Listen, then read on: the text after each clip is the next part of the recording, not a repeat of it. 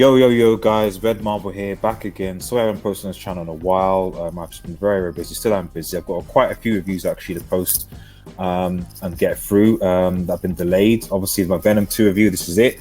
Got Dune coming on, got a few episodes of, I think, What If, that's going to upload. The last part of the Squid Game review. And then there's just a few other things here and there. That I need to basically get on the page with. So remember, guys, new to the channel, to like, share, and subscribe to Red Marvel. Remember to follow us on Twitter and Twitch as well.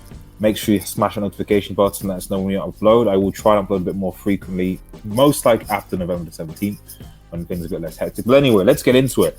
Venom 2, Let There Be Carnage, and boy, man, what I'll say first and foremost is this was overall it was an entertaining movie, and I'm glad I did go and watch it. So as a non-comic book fan, you find it just you rate it a lot more than I'm probably going to do now. So I think that maybe with how I see Venom as a character, with how I see Carnage as a character, that there were certain things in this movie that really I felt disappointed by, that I felt could have been portrayed better. But I understand that it's got to be an entertainment thing. You also got to give it to appeal to a huge audience. And the impression I got was that they really kind of did, dumb things down a bit. So, obviously, I'll just give a brief summary of the movie. And bear in mind, this is spoilers. A spoiler review for those who haven't seen it. Spoilers. It has been out for a while, but this is spoilers. The gist of it is that you basically, in this whole movie, the start of the movie, Venom is basically coming to terms with living with Brock and vice versa. They get into quite a bit of a disagreement. Basically just living together as roommates, and Venom just needing basically brains and chocolate to survive, sort of, and human brains ideally, but Venom's not getting it, and yeah, the first part of the movie really focuses on the chaotic relationship between the two, and that's fair, and it's actually quite cute, and seeing how they bond. And what I would say is I did actually like that part of it, because it really did show you, because in the comics and quite a lot of the time, Venom the symbiote didn't really get any real attention as the sort of individual character until later down the line, when you hear about hive mind and symbiotes and all the rest of it. But now the symbiote has its own identity, and I like that, so because for a lot of the time in the comics it didn't have, so that was good. His obviously relationship is sort of in tatters. He lost his girl basically, and he's just a bum, basically, just a bum. And there you have him going and interviewing.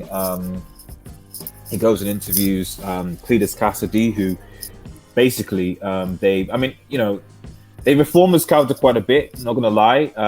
In the comics he was abused by his dad, I think, and I think in this one he was abused by his mom, grandma, and dad. And basically, it says that he killed them all, basically, and then it's a bit it's a bit strange, the kid basically kills everybody, and they send him to a school of special children, which I'm assuming must have been on the lock or key or something, because but fair enough. And then there he meets what you find is a person called Shriek. Who shrieks. I think she's a mutant, if I recall, which is interesting. They're not really interesting. And you find out that she's actually locked away in a prison called Ravencroft. Shout out to Ravencroft. I saw that and I was like, whoa, Ravencroft. Okay. Because that's where often Spider-Man's big villains end up being there. So I thought that was very interesting, and we'll talk about the link between the two universes in a second, because I was like, Ravencroft? Okay, so this is interesting. And then you basically Eddie takes a story from Cletus Cassidy, and Cletus Cassidy hopes that they can become friends, he can understand him, etc. He thinks he can bond, and he's trying to really reach him, but all he does is really sell the story to the press and get Cassidy on death row. And Cassidy ends up being pissed. Eddie sort of breaks away from the symbiote because they have a major disagreement. They part ways while Venom is busy sort of dancing in the nightclub, which is probably the best scene in the movie. Seeing Venom dance and give his speech was pretty sweet. But then Eddie goes back to visit Cletus, if I remember. And Venom just this is actually what spawns on the separation, because Cletus basically ends up biting Eddie's, getting some of the blood, and that's basically how the Carnage symbiote is born. And fast forward a bit, and naturally Carnage breaks out. The destruction is there. He goes and breaks out his girl, which is Shriek, because apparently had a romantic interest.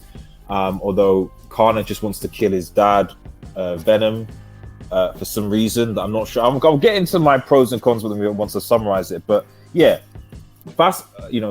longer story for it, bring in a few things like the cop, who seems to be relevant but not really in this movie, like trying to sort of understand monsters.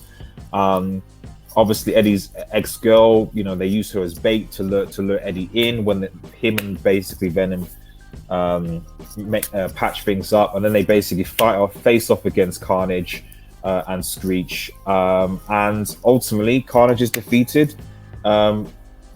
Cassidy gets killed, and then it is what it is, So overall, like I said, entertaining movie, definitely entertaining movie, and I'm definitely glad I watched it. I did have a few things. I go with the pros. I loved like I said, the fighting scenes were great. I think there could have been more of them. I did love the bromance between Eddie and so that was great. Carnage looked amazing. Carnage looked so good. I loved seeing Carnage. It just looked great. It just looked great seeing Carnage on screen. It looked great. But here's where the negatives are. And to be honest, I won't say I was surprised, because I guess I expected it, but they really did dumb down Carnage and Cletus Cassidy a bit. I mean, it got to the point where you felt bad for Cletus Cassidy, man, because it was like, yes, he doesn't justify what he did, but the dude basically just wanted someone to kind of help him effectively, just help him, and he was treated like garbage, So, it was a very stark contrast to the basically just serial killer,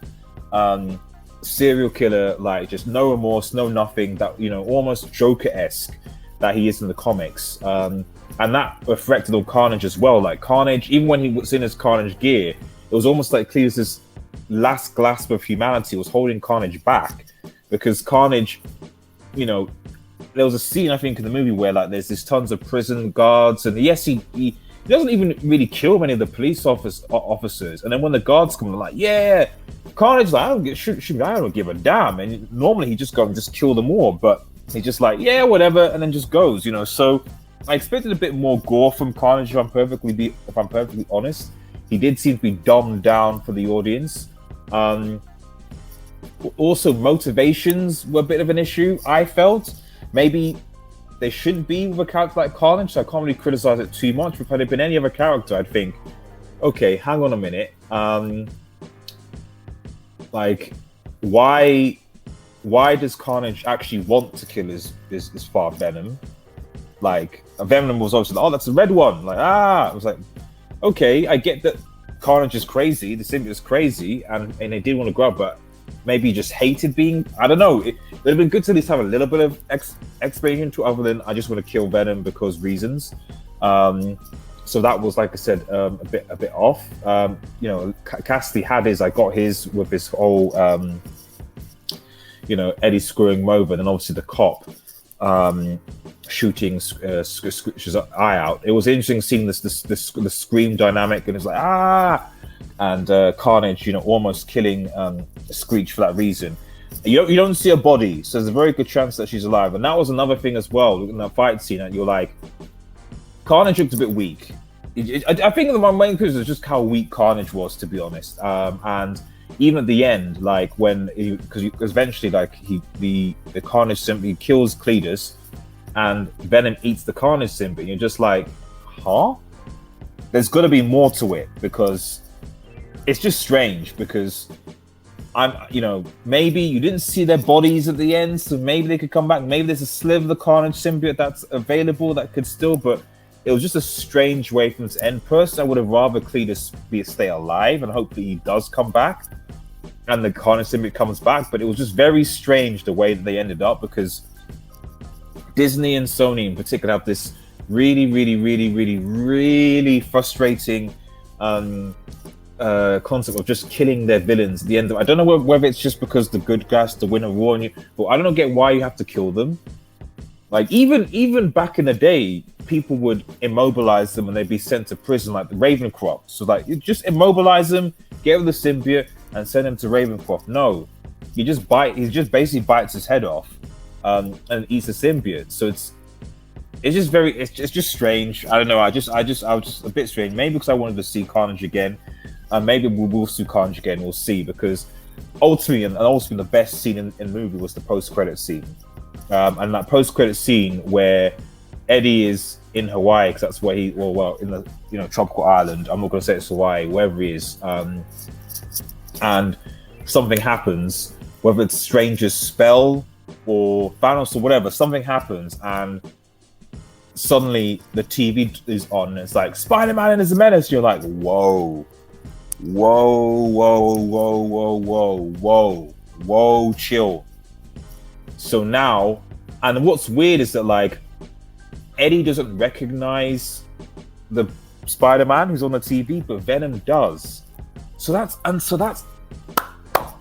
where the thing is, because it's like, why? Because clearly what they're saying is Eddie Venom was in a different universe. So they've acknowledged that Venom was in a different universe. They've acknowledged that. Although there's a possibility, they've